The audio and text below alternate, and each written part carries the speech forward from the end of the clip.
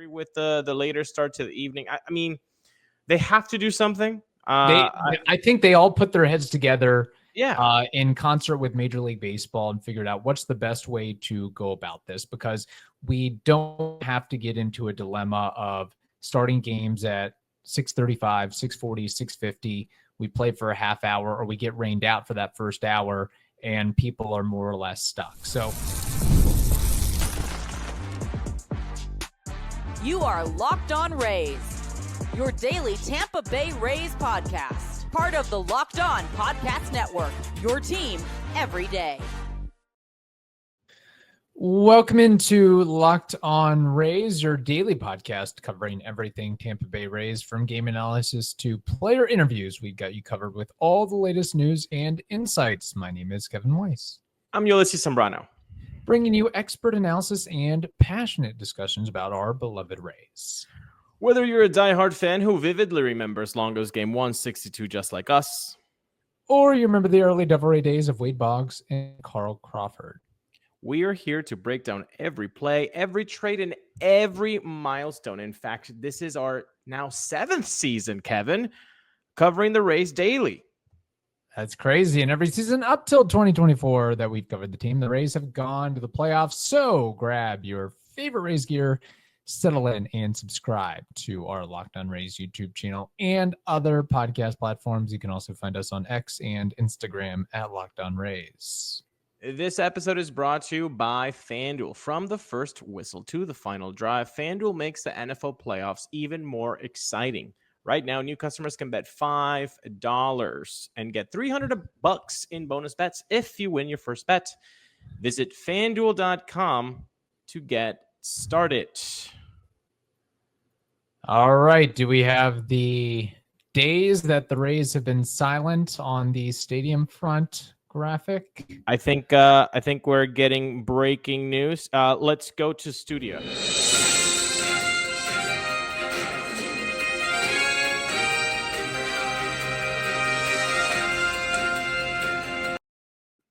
Hmm. 35 days. There we go. 5. That's more than a month, Kevin. More than a month. They still got some time, but before you know it, they won't. So there we go. All right. On today's episode, we will be discussing the Rays game time schedule changes, FanFest developments, and a former Rays player and coach is returning to the organization.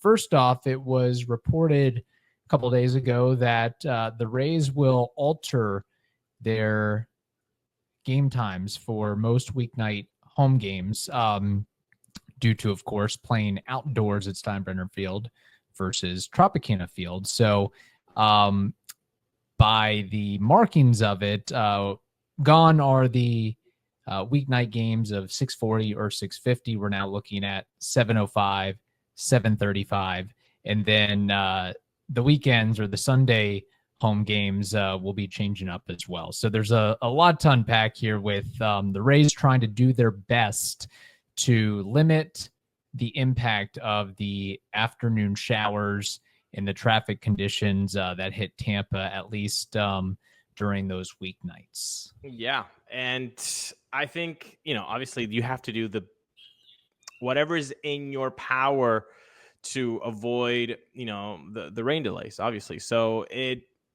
I agree with the train of thought.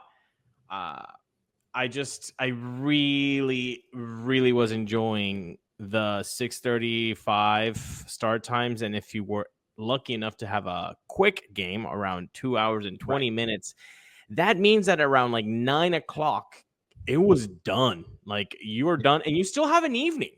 You still have an evening after 9 p.m. It meant we could record the show some days after the ball game, but evidently that will be mostly a no-go, I would think. Should note that in March, April, and May, most of the Rays' weeknight home games will start at 7:05. Then beginning on June 3rd, most of those games will move back to 7:35. Similarly, Sunday home games through May will start at 1:40. Beginning on June 8th, first pitch time will change to 12:10. And for those of interest, the stadium, those who can afford to go to the game, because Might have to get to this in just a moment. You want to get into that? Jacking it up ticket You wanna- prices. okay. Yes, I would like to touch on that. Stadium gates will open 90 minutes ahead of the scheduled first pitch, and then parking lots 3 hours beforehand. And then I believe there is some consideration given to football, whether it's college, NFL, some concerts, some happenings at Raymond James Stadium that the Rays might have to bob and weave with their schedule. But all in all, you're looking at games after 7 o'clock, 7:35 during those weeknights, which I understand. Just a side note here, and I know it mostly has to do with the summer-ish rainy conditions, but June 3rd, pushing the games back to 7:35. My one thought was you have a lot of kids out of school and a lot of educators theoretically out of school beginning in June. And for them, it might not be that big of a deal to get to a 7:35 weeknight game, get home from there. And then, if you're hitting if most of the people that go to the games anyway are from the greater Tampa area and not on the Pinellas side of things, maybe it's not that big of a deal to get home when a game ends at 10:10, 10:15, 10:20, so on and so forth. The 7:05, and then if it's a 2.5 hour game, you'll be home hopefully around 10 p.m., which is nice. Yeah. If you're in Tampa, obviously. And for us, those are the most likely the ones that we could record after the game, but after, it's going to be tough. So this is definitely a selfish, biased opinion from the both of us that we would rather the game start a little bit earlier. Right. So I want to hear you guys, your opinion on YouTube. Before you hit that comment section, hit that like button, hit that subscribe button. Tell us what you think. If you agree with the later start to the evening, I mean, they have to do something. I think they all put their heads together Yeah. In concert with Major League Baseball and figured out what's the best way to go about this, because we don't have to get into a dilemma of starting games at 6:35, 6:40, 6:50.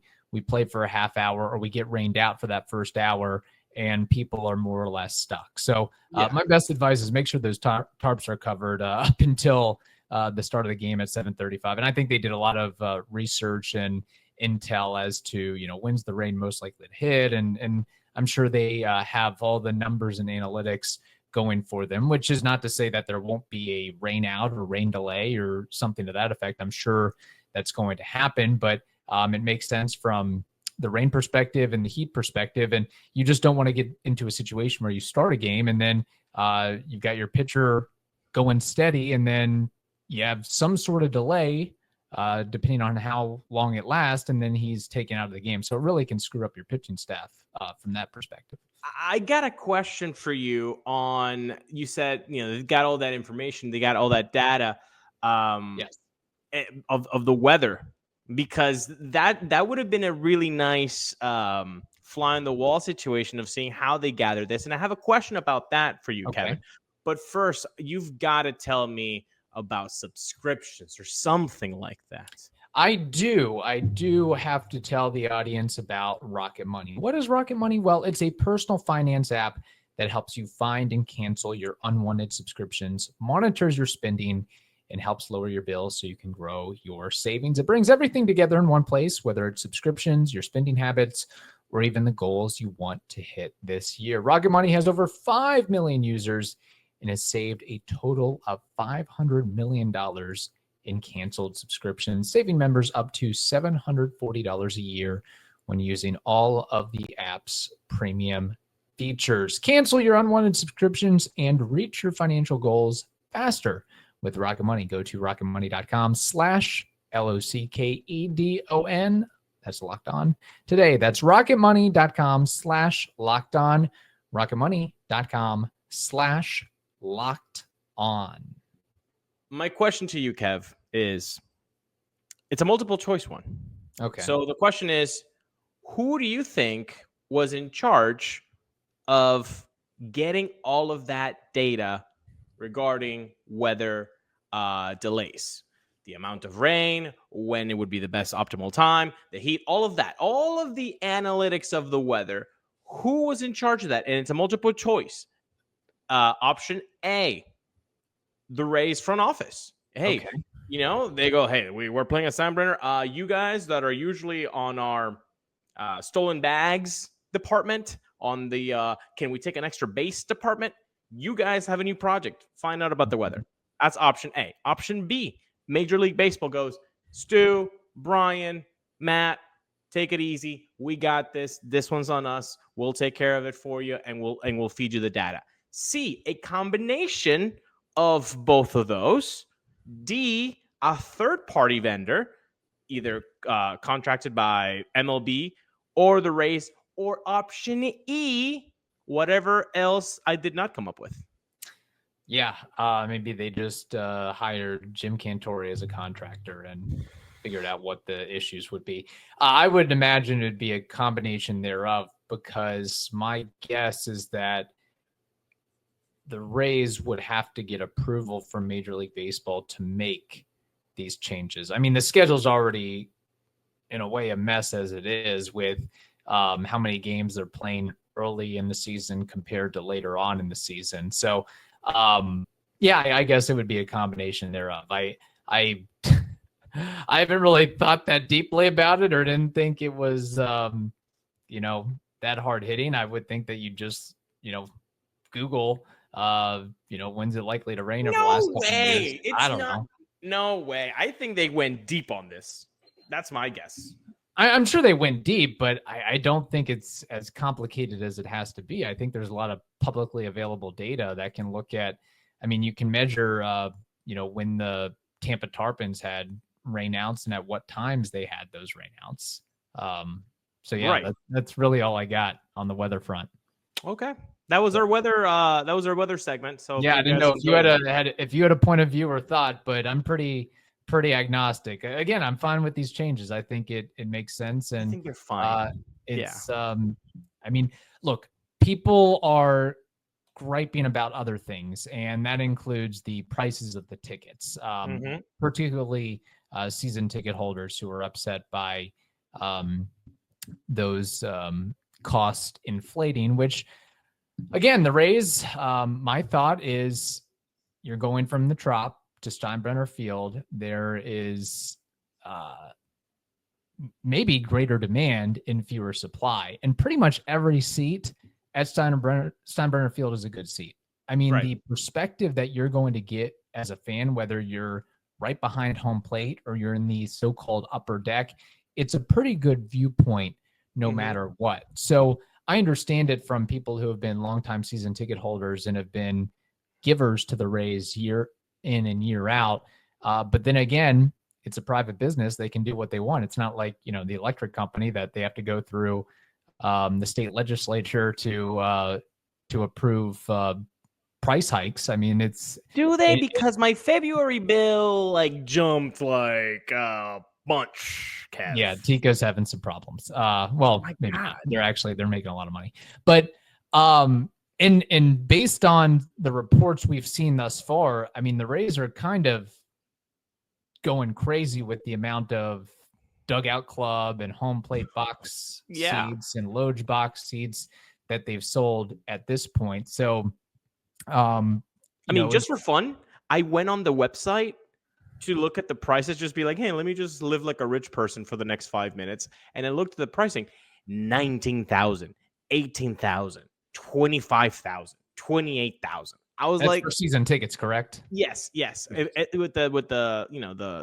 the lounge seats and all that, the Diamond Club, whatever they call it, like all those nice seats. I was like, dang, that is a bunch of money, and they're definitely not that expensive at Tropicana Field. Will we see that lovely old couple from Tropicana Field that's always behind the dugout? Will we see them at Steinbrenner Field? People are asking. I believe we probably would, if I had to guess, unless they don't want to make the drive from Pinellas County. That's the other thing. I would imagine that a lot of the Pinellas County goers may sit this one out for this year. But you also have to understand, I mean, this is a once in a lifetime, once in a generation opportunity, an occurrence that, I would think if you're the Rays, based on, some of the financial hurdles that they're having with building a new stadium, that they would leverage this for every bit that they can. And The seats being expensive, that's just the start of it. Wait to see the merchandise, wait to see the concessions, wait to see the parking fees.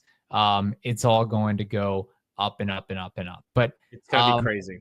Yeah, but it's a more intimate experience that you're going to be paying for at the end of the day. And Rays fans, if they want to go, they have to be prepared to handle that experience. So I don't see the Rays doing a lot of flex packs or $2 ticket nights or anything like that. I mean, this is going to be for the influential and affluential to be able to go to these games, unless you can hawk a ticket off somebody. That's kind of my point of view. My thought too is I would think that some of the Tampa-based companies are buying tickets like hotcakes, and maybe I think that's what's happening.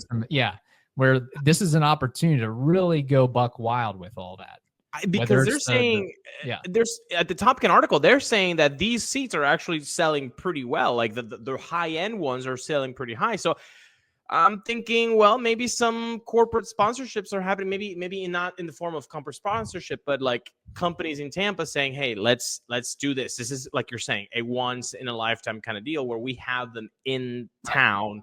Let's buy it for whatever reasons a company might want to have those." But yeah, it definitely feels that way. And with 11,000 or so seats that are available at Steinbrenner Field, there was a quote on that Top Gun article. It said, if you look at what the 8,000 to 9,000 best seats at Tropicana Field would be, those are really the only ones that we have to sell. If you take that quote and say, if there's 11,000 seats available and they're really trying to get 8,000 to 9,000 kind of sold so that they know for sure that it's done, let's take the average 8,500 between 8,000 and 900. That means that there's about less than 3,000 tickets for single for game, the common folk. For the Kevin and Ulises of the world. There's only about less than 3,000 tickets, which by the way, they're not on sale right now. They're going to be on sale after FanFest, which we will get to in the third segment. So it's going to be, it's going to be great in the fact that it looks like most games should be sold out. Yes. And that'll be great.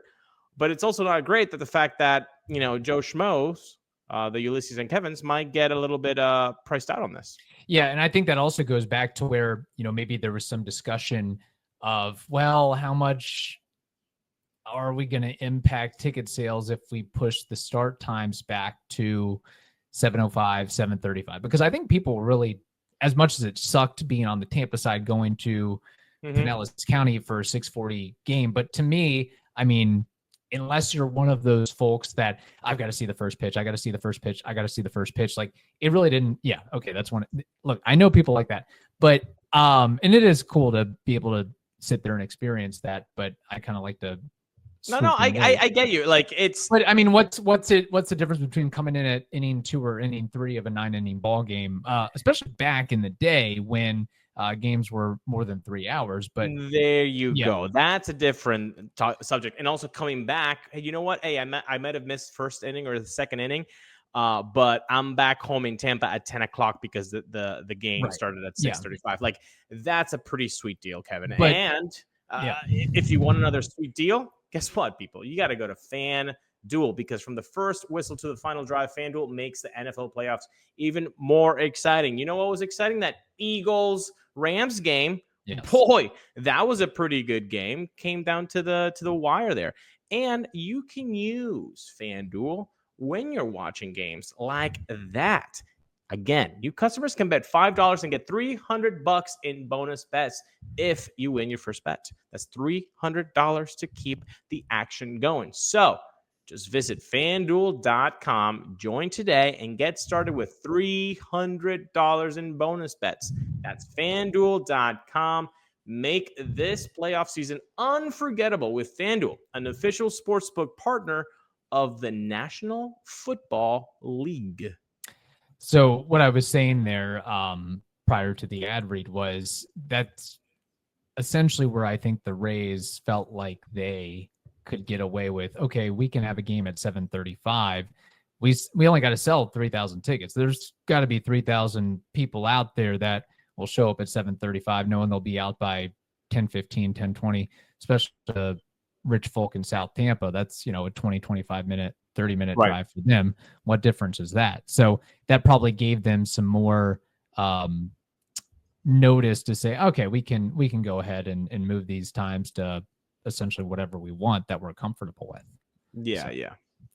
So yeah, that's where we're at. Good luck finding a ticket, unless you have a lot of money at your disposal. We would appreciate if somebody invited us to a game, because I don't know how else I'm going to be able to get to one. I'll tell you what, if like it is one situation where like, okay, I'm splurging, this is the one game I'm going to this year, and then that gets rained out, I would be that would really grind somebody's gears right there. Yeah.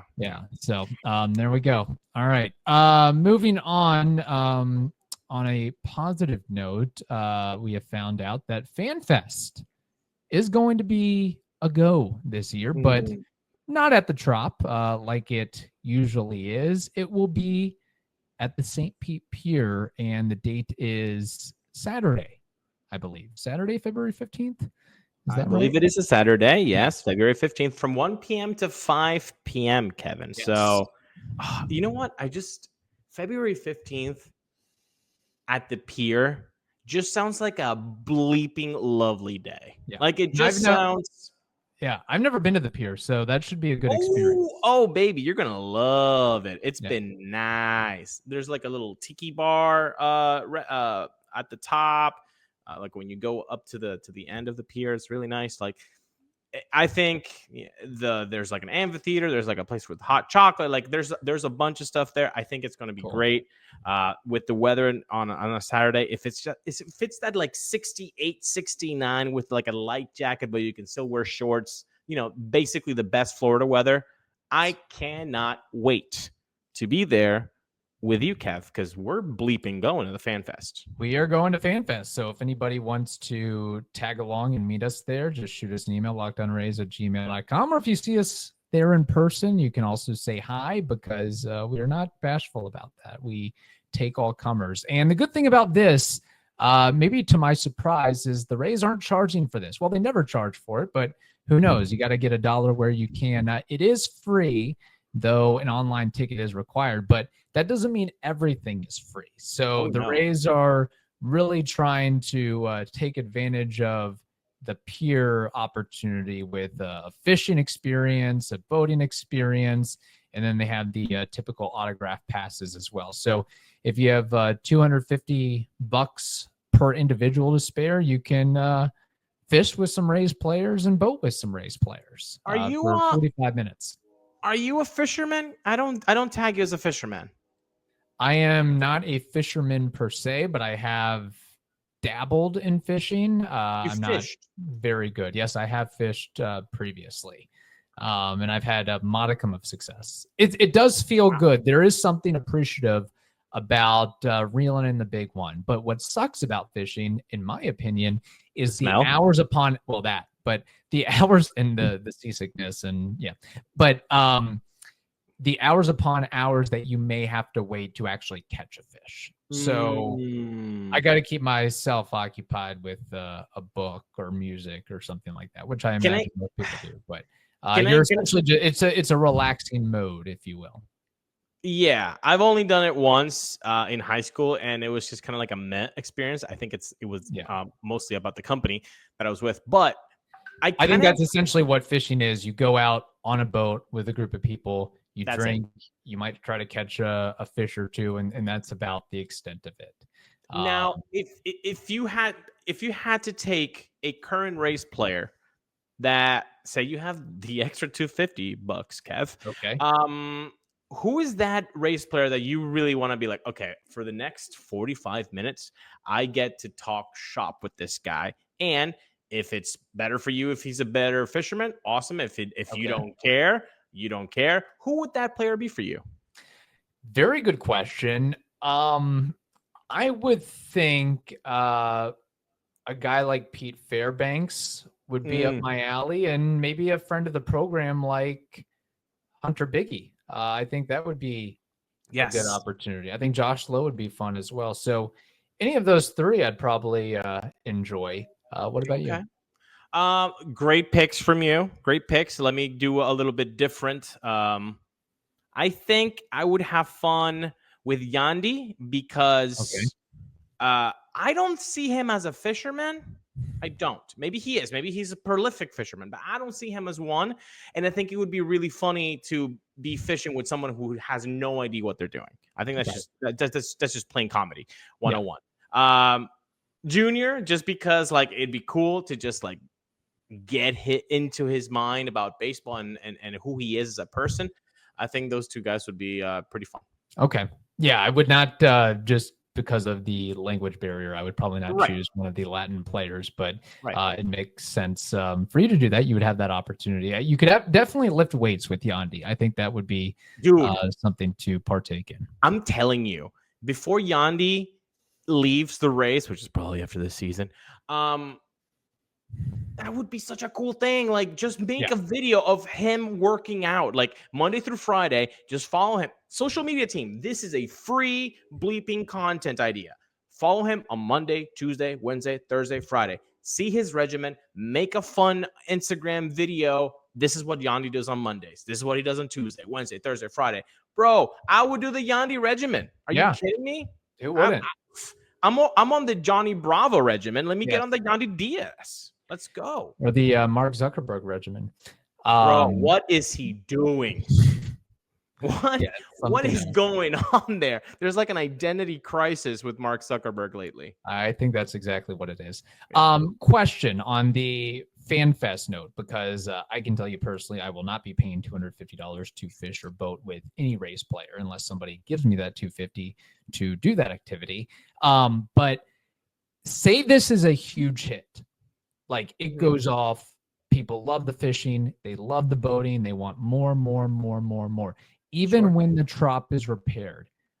I'm curious if the Rays will continue an activity like that or do sort of FanFest A, FanFest B, or an extension of FanFest from the trop and hopefully the new stadium and extend that or predate that with some of these experiences of like, hey, FanFest is 1 to 5, but you can fish from 9 to noon or something like that, or vice versa.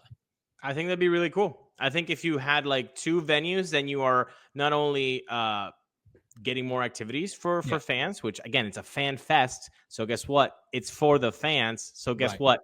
Do cool things for the fans. So yeah, I think expanding would be great. I don't know if the players would be kind of, I mean, I know that they're like not mandated, but kind of like pushed towards participating in these things. I don't know if anybody's going to be there from 9 to 5, but if you kind of window it out so that you're like, hey, you guys, you're just going to be at the pier. That's what you're going to do. Right. You guys, you're going to be at the trop. I think that would be great. And you know what? I think it'd be something to think about. Although there is something to be said for, having FanFest at your stadium does get you in the mood and okay, maybe I will buy a ticket because I'm so looking forward to opening day or the first homestand of the Rays. And I can smell baseball again.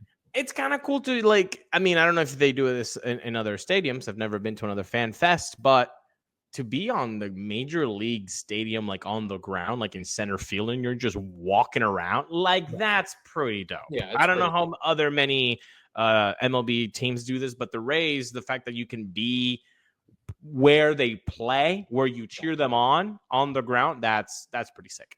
Yes, it is. All right. In the meantime, that's it for this episode. We have a mailbag episode coming up tomorrow. So hope you all have a wonderful day. Stay safe, and we will talk to you then.